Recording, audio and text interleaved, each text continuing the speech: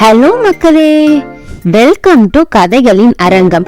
நான் உங்க கார்த்திகா. இன்னைக்கு நம்மளுடைய கதை பகுதியில என்ன கதைன்னு தெரிஞ்சுக்கலாமா? வாங்க வீடியோல போகலாம்.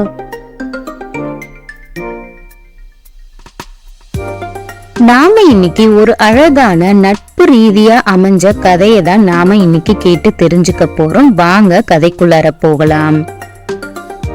ஒரு அழகான இமயமலை உச்சியில ஒரு புனிதமான குளம் ஒண்ணு இருந்துச்சு. அங்க பாத்தீங்கன்னா தெய்வீகமான உயிரினங்கள் அந்த குளத்துக்கு அருகிலேயே வசிச்சுட்டு வந்துட்டு இருந்ததுங்க. அந்த குளத்துல ஒரு ஜோடி அன்னப்பறவைகள் இருந்துச்சுங்க. அந்த அன்னப்பறவைகளோட பேரு பாத்தீங்கன்னா மாயா, சாயா. இந்த ரெண்டு அன்னப்பறவையும் ரொம்ப உற்ற நண்பர்களாக அந்த குளத்துக்கு பக்கத்திலேயே வசிச்சுட்டு வந்துட்டு இருந்தாங்க. இந்த ரெண்டு அன்னப்பறவையும் பார்க்கறதுக்கு ரொம்ப தூய்மையாகவும் அழகாவும் இருந்துச்சு. இதோட ஜோடிய பாக்குற எல்லாருக்குமே அதுங்க அழகுலையும் அதுங்க நட்புலையும் பார்த்து மயங்கி போகாதவங்க யாருமே இல்லை. இந்த ரெண்டு ஜோடி அன்னப்பறவைகளும் எங்க போனாலும் ஒன்னாதான் போகும். தனித்தனியா எங்கேயுமே அந்த பறவைகளை மற்ற விலங்குகளும் பார்த்ததே இல்லை. இதனால மத்த பறவைகளும் அதுங்க இணை பிரியாம இருக்கிற நட்பை பார்த்து கொஞ்சம் பொறாம கூட வந்துரும். அந்த அளவுக்கு இணை பிரியாத நட்போட தான் இருந்திருக்குங்க இந்த ரெண்டு அன்னப்பறவைகளும்.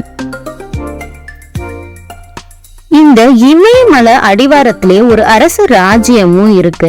அந்த ராஜ்யத்தோட அரசர் ஒரு முறை அந்த இமயமலையின் குளத்துக்கு வராரு. எதுக்காக வராருன்னு பாத்தீங்கன்னா தெய்வீக யாத்திரைக்காக அந்த குளத்துக்கு வந்து அடைகிறாரு. அங்கிருந்த ரெண்டு அன்னப்பறவைகளான மாயாவையும் சாயாவையும் பாக்குறாங்க. அதோட அழகுலையும் தெய்வீக அழகினாலையும் ரொம்பவே ஈர்க்கப்படுறாரு. இந்த ரெண்டு ஜோடி அன்னப்பறவைகளும் தனது தோட்டத்துக்கு மிகவும் பொருத்தமுடையதாகவும் இருக்கும்னு எண்ணுறாரு. அதனால இந்த அன்னப்பறவைகளை எப்படியாவது ராஜ்யத்துக்கு கொண்டு போகணும்னு அவர் எண்ணிக்கொண்டே இருக்கிறாரு. அதே மாதிரி அரசர் அவர் ராஜ்யத்திற்கு யாத்திரை முடிஞ்சு திரும்புறாரு. போன உடனேயே முதற்கட்ட வேலையா அவரோட மந்திரிய அழைக்கிறாரு. அப்புறம் தன்னுடைய விருப்பத்தையும் தெரிவிக்கிறாரு. மந்திரிமார்களே, நான் இமயமலையின் அடிவாரத்தில் உள்ள குளத்தில் ஒரு ஜோடி அன்னப்பறவைகளை பார்த்தேன். அந்த இரு பறவைகளும் எனது அரச தோட்டத்திற்கு கொண்டு வர ஆர்வமுடன் உள்ளேன். ஆகவே அந்த அன்னப்பறவைகளை விரைவில் நமது அரச தோட்டத்திற்கு கொண்டு வருமாறு ஏற்பாடு செய்யுங்கள் அப்படின்னு அரசர் மந்திரிகளை பார்த்து ஆணையிடுறாரு. அவரோட ஆணைகளுக்கு இணங்க மந்திரிகளும் அரசின் விருப்பத்தை செயல்படுத்த ஒரு மாநாடும் நடத்துறாங்க. அதப்படி அந்த ராஜ்யத்துக்கு ஒரு திறமை வாய்ந்த வேட்டைக்காரரை அழைச்சிட்டு வராங்க. அப்புறம் அந்த வேட்டைக்காரர்கிட்ட சொல்றாங்க, அந்த குளத்துல மாயா, சாயா என இரு அன்னப்பறவைகளையும் அங்க இருக்குங்க. அதை நீங்க பிடிச்சிட்டு வந்து அரண்மனைக்கு கொண்டு வந்து இங்க சேர்த்துருங்க. இது அரசரோட உத்தரவு அப்படின்னு சொல்லி அந்த வேட்டைக்காரருக்கும் சொல்றாரு இந்த மந்திரிமார்கள். அரசரோட ஆணையை ஏற்றுட்டு இந்த வேட்டைக்காரன் அந்த குளத்தையும் வந்து அடையிறான். அங்க இருக்கிற மாயாவையும் சாயாவையும் பாக்குறாரு. அதுங்களோட அழகுனால அவரும் ஈர்க்கப்படுறான். இருந்த போதிலும் அரசனுடைய ஆணைய அந்த பறவைகளை பிடிச்சு கொண்டு வந்து சேர்க்கறது தான். அதனால தன்னுடைய வேலைகளை அவன் விரைவில் செஞ்சு முடிக்கணும்னு சொல்லி அந்த பறவைகளை பிடிக்கிறதுக்காக சில பொறிகளை அந்த குளத்தை சுத்தி வச்சுட்டே வந்துட்டு இருக்கான். பொறுமையாவும் காத்துட்டு இருக்கான். எப்படியாவது அந்த பறவைகளை நம்ம அரசரிடம் கொண்டு போய் சேர்த்துருங்க. சிறிது நேரத்திலேயே பாத்தீங்கன்னா அந்த குளத்து கரையில தானியங்களை கொத்தி கொண்டே வந்த மாயா அந்த பொறியில சிக்கிடுச்சு. இதனை பார்த்த சாயா உதவிக்காக மத்த விலங்குகளை கூப்பிடறதுக்கு சத்தம் போடுது. அந்த சத்தம் கேட்டவுடன் வேட்டைக்காரன் தான் வரான். யாருமே உதவிக்கு வரல. இந்த ரெண்டு அன்னப்பறவைகளும் மாறி மாறி பேசிட்டு இருக்கிறத அந்த வேட்டைக்காரரு கேட்க ஆரம்பிக்கிறாரு. அவங்களோட நட்பு அப்பதான் அந்த வேட்டைக்காரருக்கு புரிய ஆரம்பிக்குது.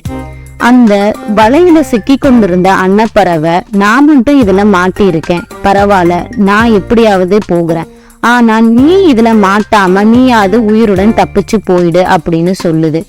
ஆனா அதை கேட்ட இன்னொரு அன்னப்பறவைக்கு கொஞ்சம் கூட விருப்பமே இல்லை. நாம இந்த குளத்துல எப்பொழுதுமே ஒன்னாதான் இருந்தோம், ஒன்னாதான் எப்பொழுதுமே எங்க போனாலும் போவோம். நம்மளோட நட்பு அந்த மாதிரியானது, ஆழமானது. நான் உன்னை விட்டு எப்பொழுதுமே போகவே மாட்டேன். நாம இறந்து போனாலும் ஒன்னாவே இறந்து போவோம் அப்படின்னு சொல்லிட்டு இருக்குங்க அழுது கொண்டே. இவனை அந்த வேட்டைக்காரன் மறைஞ்சிருந்து கேக்குறான். இந்த 2 அன்னப்பறவைகளோட நட்பை பார்த்து அவர் மனசு ரொம்பவே இலகி கரைஞ்சே போகுது. இதனால இந்த வலையிலிருந்து அந்த அன்னப்பறவைகளை விடுவிச்சிடணுன்ற முடிவுக்கு இந்த வேட்டைக்காரன் வரான். அரசவையில என்ன நடந்தாலும் பரவாயில்ல, நாம இந்த நட்பை கண்டிப்பா அங்க போய் எடுத்து சொன்னா அரசர் புரிஞ்சுப்பாரு அப்படின்னு இந்த வேட்டைக்காரரு முடிவுக்கு வராரு. அதன்படியே அந்த வேட்டைக்காரரு அங்க இருந்த அன்னப்பறவைகள்ல மாட்டிக்கிட்டு இருந்துச்சு இல்லையா, அந்த அன்னப்பறவையை விடுவிச்சு விடுறாரு.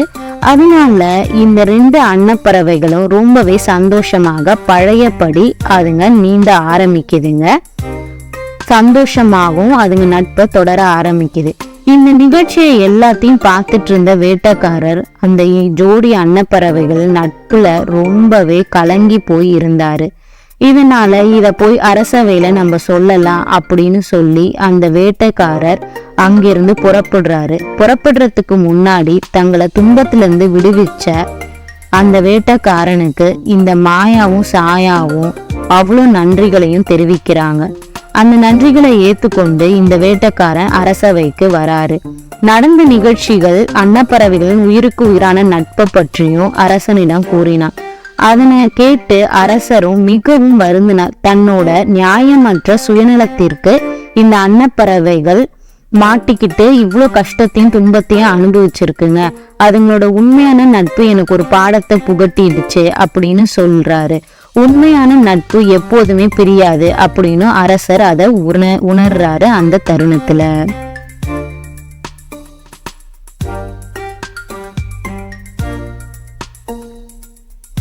இப்போ நாம கேட்ட இந்த கதை நம்ம வாழ்க்கையில ஏதாவது ஒரு சந்தர்ப்பத்துல நமக்கு நிச்சயமா பயனுள்ளதா அமையும்னு நம்புறேன். மேலும் நான் வேற ஒரு குட்டி கதையோட கதைகளின் அரங்கம் பகுதியில உங்க எல்லாரையும் சந்திக்கிறேன். தேங்க்ஸ் ஃபார் வாட்சிங்.